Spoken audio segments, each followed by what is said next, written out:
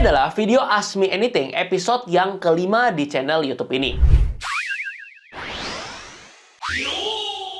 Dimana gue akan jawabin semua pertanyaan kalian, baik dari Instagram, dari komen YouTube, dari Telegram. Pokoknya semua pertanyaan dari kalian bakal gue jawabin di series ini. Kalau misalkan ada pertanyaan kalian yang belum terjawab, boleh banget untuk komen di bawah. Nanti gue akan jawab di episode berikutnya. Di episode kali ini gue akan jawab 10 pertanyaan kayak biasa. Langsung aja kita masuk ke pertanyaan yang pertama. Ini dari One Cat With. Bang, kalau punya $20.000, gimana lu alokasinya? $20.000 berarti sekitar 320 jutaan ya. Dengan modal segini, alokasi yang akan gue lakukan kurang lebih seperti ini. Kalian bisa sama-sama lihat di layar. 50%-nya gue akan hajar ke Bitcoin, 40%-nya gue bagi ke 5-10 altcoin yang cap-nya nggak terlalu besar, lalu 5%-nya untuk trading, dan 5%-nya lagi untuk modal garap airdrop. Kenapa alokasinya seperti ini? Kenapa nggak ada ETH-nya? Atau kenapa nggak ada alts yang big caps-nya? Karena modalnya belum terlalu besar. Jadi safe bet-nya gue ambil 50% untuk Bitcoin, karena itu yang paling aman. Habis itu 40%-nya gue tebar ke 5-10 altcoin lainnya yang cap-nya masih kecil dan bisa growth 5-20 kali pas buluran nanti. Tapi ketika modalnya udah semakin banyak, let's say udah jadi 2 miliar nih, tentu gue akan melakukan yang namanya rebalancing. Gue akan alokasikan lebih banyak di Bitcoin dan juga ETH. Intinya begini, ketika modal semakin besar, porsi untuk safe bet-nya akan gue tingkatin juga. Kalau untuk sekarang yang gue anggap safe bet yaitu Bitcoin dan juga ETH. Beda kalau kalian punya 300 juta, alokasinya bakal kayak gimana nih? Coba kalian komen juga di bawah. Lanjut, pertanyaan kedua dari Only Human. Kok kalau misal spot udah minus lebih dari 40%, bagusnya di hold atau di cut loss? Jawabannya tergantung ya, untuk trading atau untuk invest. Kalau trading kan seharusnya sesuai dengan trading plan yang udah kita buat di awal. TP di berapa, SL di berapa, itu harusnya udah ditentukan dari awal. Kalau udah waktunya harus cut loss ya, cut loss aja, disiplin. Tapi kalau untuk invest, menurut gua optional. Kalau misalkan mau cut loss dan pindahkan ke koin atau token lain yang lebih menarik, sebenarnya ya boleh-boleh aja. Tapi kalau di sisi lain, kalian emang udah deep research project tersebut, memang projectnya bagus, fundamentalnya oke, tapi untuk sekarang harga tokennya aja yang memang belum naik, ya mau hold nggak apa-apa, hold aja. Kalau gue pribadi, gue tetap hold. Contoh Manta ya, average gue itu lumayan tinggi, lagi floating loss sekitar 35%. Pertanyaannya apakah gue cut loss? Kagak, gue biarin. Karena porsinya juga masih wajar, jadi gue akan hold aja sampai 2025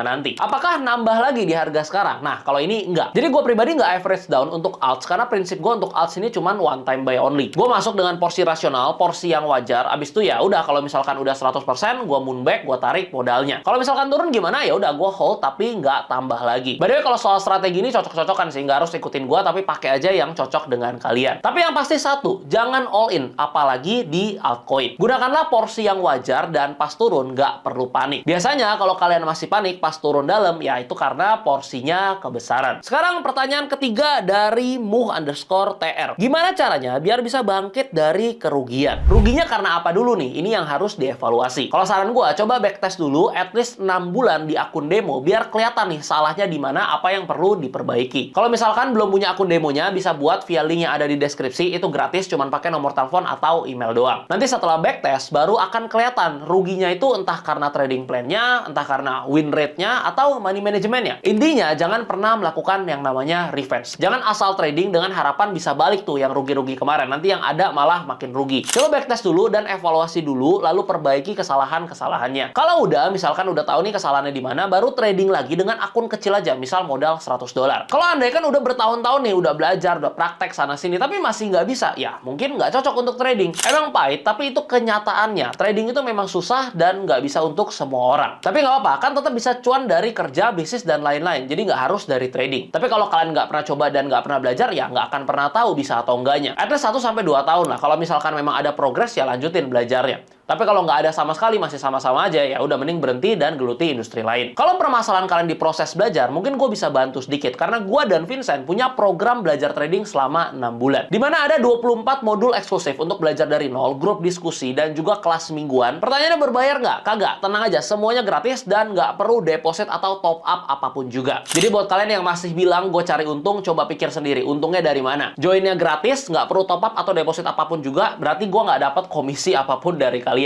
So, buat kalian yang memang mau, langsung aja chat ke admin gue via link yang ada di deskripsi. Nanti kalian bisa pilih yang ini. Jangan spam ya, karena nanti admin gue bakal balesin dari paling bawah dan invite kalian ke grup belajarnya. Syaratnya apa? Cukup punya akun demo aja. Karena kalau akun demo aja nggak punya, ya gimana mau belajar kan? Oke, kita lanjut. Pertanyaan yang keempat. Ini dari VinMLN_.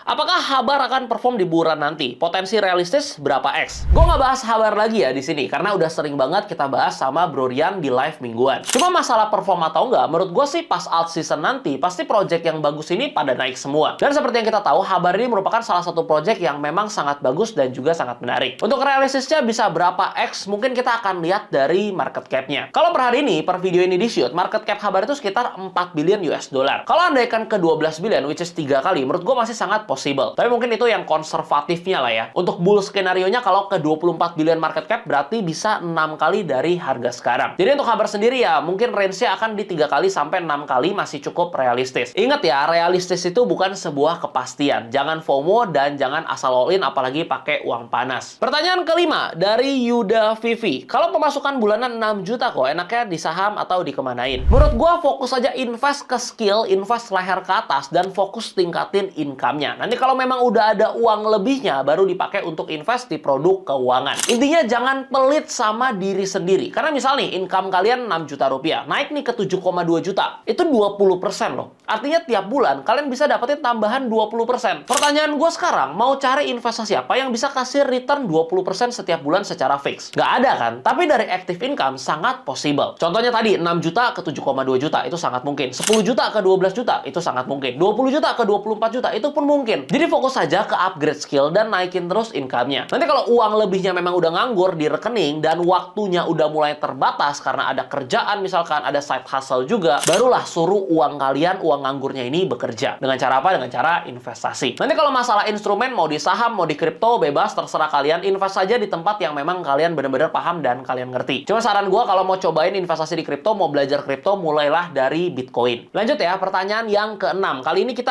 ambil dari YouTube. Ini dari Sun JR First. Bro, cold wallet yang recommended apa ya? Bisa kasih list nggak? Ini bukan di endorse ya, tapi yang gue punya sekarang itu ada Trezor 4 biji, OneKey 2, sama Tangem 1. Jadi dari jumlahnya aja, sebenarnya udah menggambarkan ya gue nyamannya pakai yang mana. Gue paling nyaman untuk sekarang memang pakai Trezor. Dan menurut gue yang worth it, cukup beli yang Safe 3 aja, nggak usah yang Model T. Karena secara fungsi itu ya sama aja, cuman beda touchscreen aja. Karena Model T harganya menurut gue lumayan pricey, jadi nggak gitu worth it. Kalau untuk Ledger, so far banyak teman-teman gue yang pakai, cuman gue pribadi nggak pakai, jadi nggak bisa bahas objektif, kelebihan, dan juga kekurangannya apa. Satu tips dari gue yang paling penting yaitu beli langsung dari website resminya. Mungkin agak mahal sedikit karena harus bayar pajak, tapi jauh lebih aman daripada beli di tempat lain atau di marketplace. Pertanyaan ketujuh dari YouTube lagi, ini dari Apnes28. Kalau spot only, bisa nggak sih berkali-kali lipat portonya? Jawabannya bisa dan sangat amat bisa. Justru menurut gua, di spot, kita bisa dapat upside yang jauh lebih besar daripada di futures market. Kenapa? Contoh gini, kita buka posisi long. Biasanya berapa lama sih? Atau berapa jauh sih level TP-nya? Taruhlah TP yang paling jauh di TP4 misalkan. 50-70% tanpa leverage saja itu udah gede banget kan? Sedangkan kalau di spot market, kita bisa dapat 3x, 5x, 10x, even puluhan kali lipat. Contohnya, di bulan 2021, ada Matic yang naik 100 kali loh. Jadi kalau taruh di spot 10 juta aja itu jadi 1 miliar. Itu baru Matic, belum lagi yang lain-lain. Solana, Doge, Shiba, BNB, dan masih banyak lagi. Jadi di bull market, justru gue selalu sarankan taruh lebih banyak alokasinya itu di spot. Gue pribadi sekarang 90%-an itu ada di spot. Untuk future, gue cuma pakai 1-2% aja dari total aset. So, buat kalian yang baru mulai investasi kripto dan mulainya di spot market, menurut gue itu adalah pilihan yang bagus. Sekarang pertanyaan yang ke-8 dari Gregorius Juan 1380. Bang, gue belum bisa beli cold wallet. Apakah lebih aman disimpan di hot wallet atau di exchange saja? Good question. Gue selalu bilang cold wallet itu akan worth it ketika aset kita udah lumayan. Kalau masih 5 juta, masih 10 juta, taruh di exchanger dulu aja atau mau di hot wallet nggak masalah. Karena ibaratnya gini, ngapain kita simpen uang kita 1 juta rupiah di berangkas yang harganya 1 juta juga. Tapi kalau misalkan punya 200 juta nih, simpen di berangkas yang harganya 2 juta, 3 juta, atau 5 juta, masih worth it kan? Kira-kira seperti itu. Tambahan dari gue, jangan lupa aktifin Google Authenticator. Habis itu untuk email dan nomor HP better dipisah, jangan dipakai untuk yang sehari-hari. Tujuannya biar terhindar dari klik link sembarangan. Karena kadang kita suka nggak sadar asal klik link sembarangan dan ya kena drain dan lain sebagainya. Jadi kita harus hindari hal-hal seperti itu. Habis itu kalau misalkan memang kalian pilihannya mau taruh di cek saja, nggak mau ribet-ribet, gue saranin di cek lokal aja. Karena at least kalau sampai ada apa-apa, prosesnya jauh lebih gampang karena sudah terregulasi. Sekarang pertanyaan ke-9 dari Mukhtar Yusuf.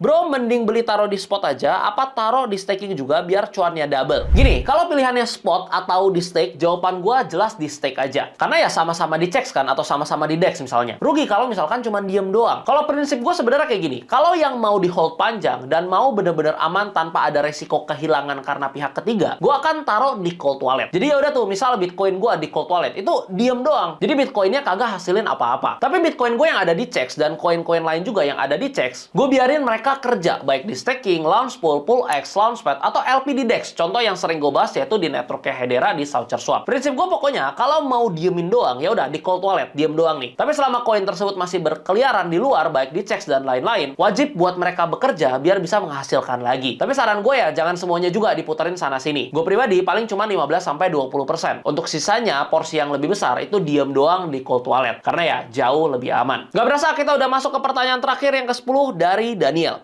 Kalau mau trade kayak bajing loncat, itu minimal hold sampai berapa persen? Soalnya takut turun lagi harganya pas udah di hold. Oke, ini tiap orang beda-beda ya sebenarnya. Tapi kalau gue pribadi, selalu terapkan yang namanya strategi moonback. Dan gue juga nggak pernah jual sampai habis. Contoh gini, anggap gue punya modal 100 juta nih untuk masuk ke beberapa altcoin. Lalu gue mau bagi menjadi 10 koin. Artinya setiap koin gue masuk 10 juta rupiah. Nah, setelah gue beli koin A 10 juta dan naik jadi 20 juta, gue terapkan strategi moonback. Gue ambil modalnya 10 juta dan profitnya gue biarin sampai 2025 nanti. Apakah harus pas 100%? Jawabannya ya, nggak juga. Kadang ada yang baru 70%, misal koin B. 10 juta jadi 17 juta. Tapi gue melihat ada peluang yang lebih menarik di koin lain yang belum naik sama sekali. Ya udah, gue jual koin B tadi senilai 10 juta rupiah juga. Artinya modalnya udah keluar, lalu sisa 7 jutanya, yaitu profitnya, gue biarin sampai 2025 nanti. Kira-kira seperti itu. Dengan strategi ini, gue juga pastikan porsi masuknya selalu sama. Jadi MM-nya akan terjaga dan gue terapkan di 3 tier. Tier yang pertama untuk big caps, tier yang kedua untuk small caps, dan tier yang ketiga itu untuk micin atau super small caps. Jadi kalau untuk big caps, misal sekali masuk 100 juta, untuk small capsnya 20 juta, untuk micin atau super small caps itu 2 juta rupiah. Jadi dengan cara ini, MM-nya jauh lebih terjaga dan juga disiplin. Berarti ini gue lakuin karena cocok di gue ya. Kalian terapkan aja yang cocok dengan strategi kalian dan jangan telan mentah-mentah.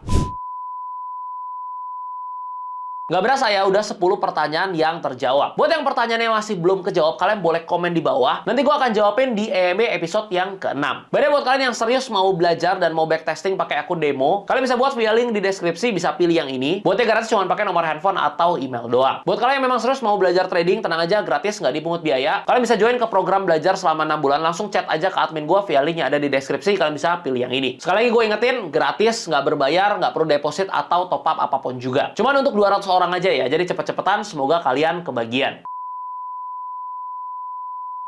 Jangan lupa like videonya kalau kalian suka, subscribe buat yang belum. Ayo dong subscribe, dikit lagi nih 100.000. Dan sampai jumpa di episode berikutnya. Salam cuan.